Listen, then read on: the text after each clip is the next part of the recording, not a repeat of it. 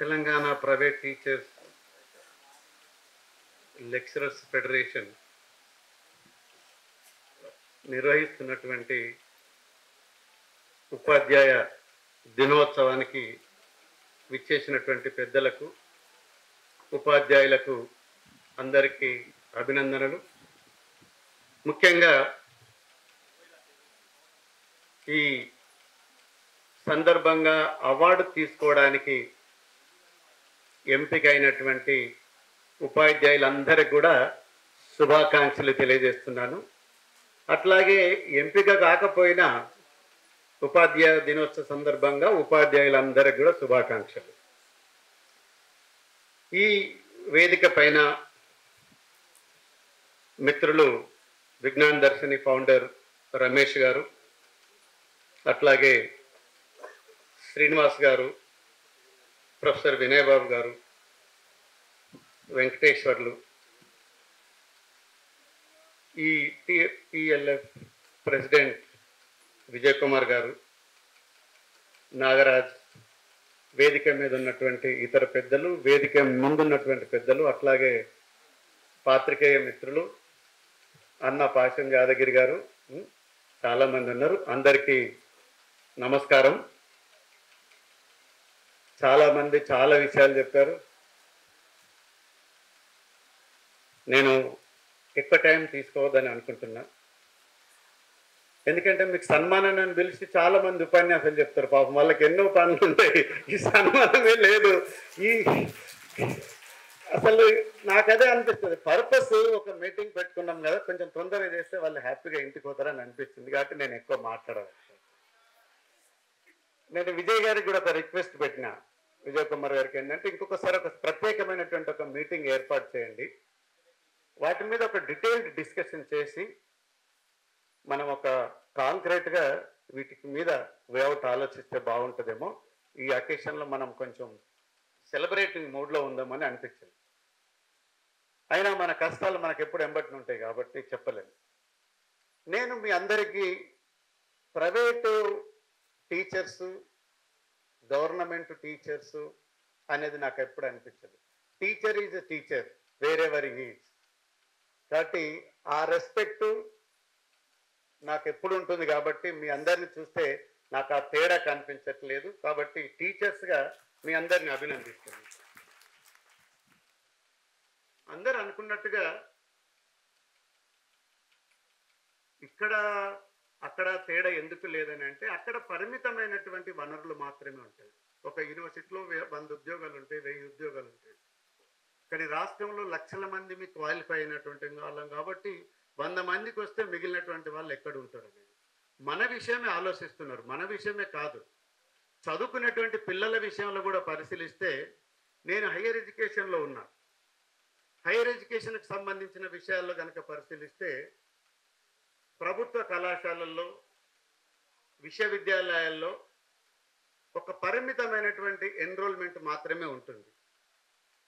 మరి చదువుకోవాలనేటువంటి ఆకాంక్ష, చదువుకుంటే బాగుపడతామనేటువంటి ఒక కోరిక ఉన్నటువంటి ఈ సమాజంలో వాళ్ళందరికీ అక్కడ సీట్లు రాలేకపోతే మరి ఎక్కడో ఒక దగ్గర చదువుకోవాలి కదా.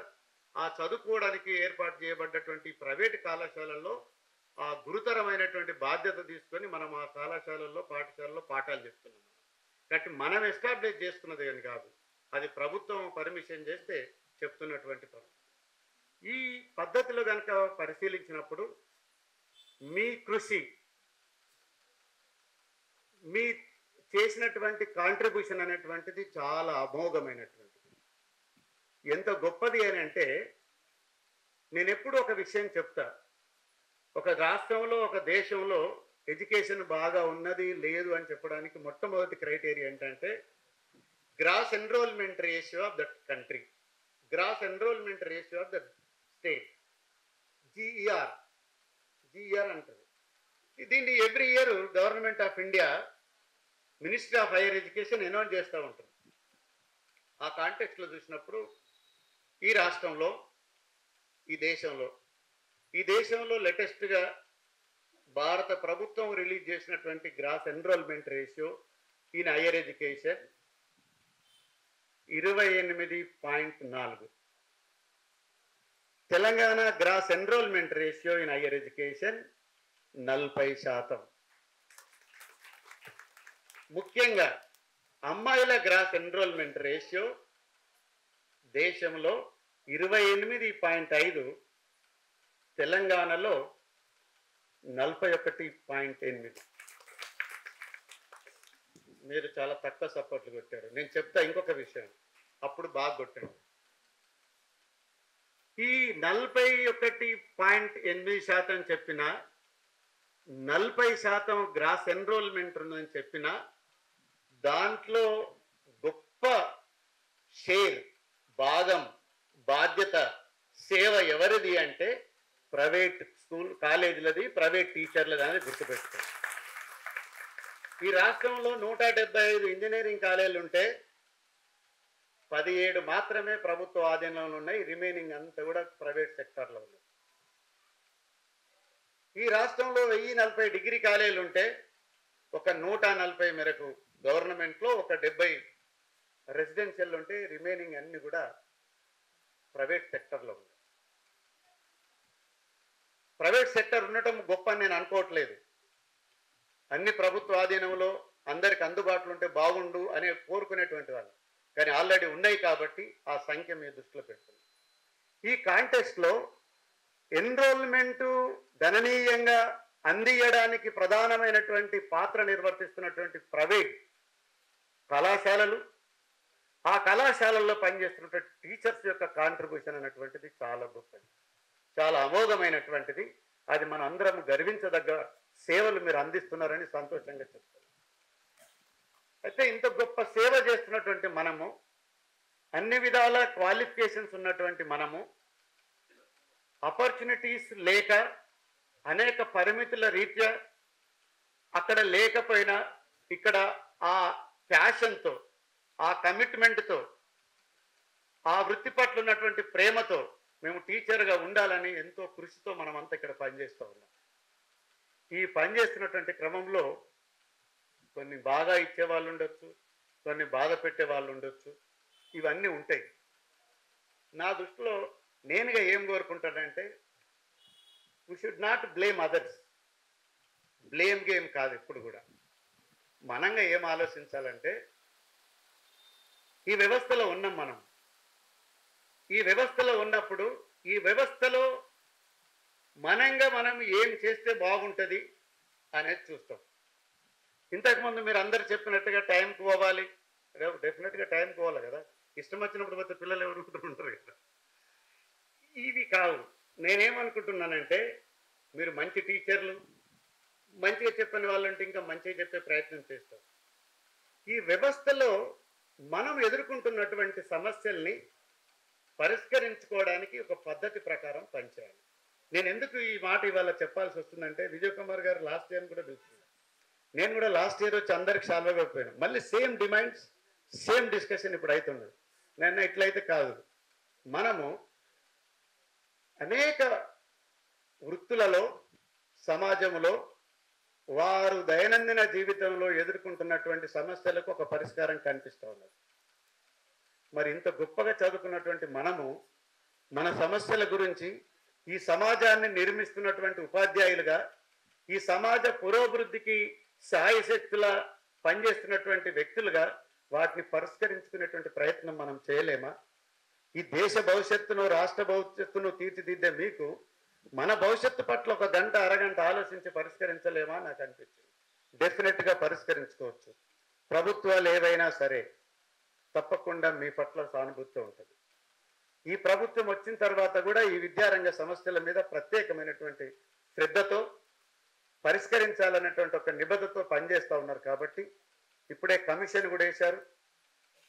ఇంకా వాటిని అభివృద్ధి చేయడానికి ఒక ప్రయత్నం చేస్తూ ఉన్నారు.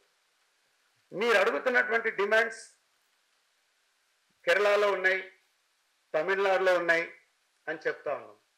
కాబట్టి వీటి మీద ఇవి చాలా సింపుల్ విషయాలే అనిపిస్తుంది నాకు, కానీ పరిష్కారం కాకుండా ఉన్నాయి. ఏంటి సింపుల్? ఫ్యాకల్టీ అందరికీ రిజిస్ట్రేషన్ చేయాలా? దానికి ఎవరికి ఖర్చు అక్కర్లేదు, ఏం డబ్బులు అక్కర్లేదు. మనమే ఒక వెబ్సైట్ ఓపెన్ చేస్తే రిజిస్ట్రేషన్ చేస్తాం కదా. విజయ్ కుమార్ గారు మన ప్రైవేట్ లెక్చరర్స్ అసోసియేషన్ తరఫున చేసి ఒక డేటాబేస్ తయారు చేసుకోవచ్చు, లేదా commissioner college education, commissioner technical education, లేదా కమిషనర్ బోర్డ్ ఆఫ్ ఇంటర్మీడియట్ పెట్టొచ్చు, ఉన్నత విద్యా మండలిలో పెట్టొచ్చు. మీరు ప్రభుత్వం దృష్టికి తీసుకొస్తే రిజిస్ట్రేషన్ చేయించవచ్చు అని చెప్పడానికి నాకేం అభ్యంతరం లేదు. 100% ఇలాంటి సమస్య పరిష్కారం అవుతుంది. డేటాబేస్ అనేటువంటిది ఈరోజు ఎవరు ఏ నిర్ణయం తీసుకోదలుచుకున్నా, ఏ పాలసీ చేయదలుచుకున్నా మనం ఒక డేటాబేస్ ఉండాలి. ఆ డేటాబేస్ ప్రొఫార్మా కనుక మనం తయారు చేస్తే డెఫినెట్గా అది మనం తయారు చేసుకోవచ్చు. అట్లాగే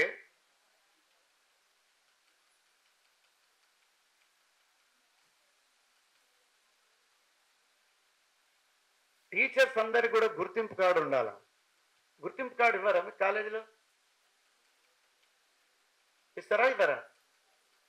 ఇవ్వకపోతే ఆ రెస్పెక్టివ్ గవర్నమెంట్ ఇన్స్టిట్యూషన్స్ నుంచి ఒక సర్క్యులర్ ఇష్యూ చేయమని చెప్పాలి.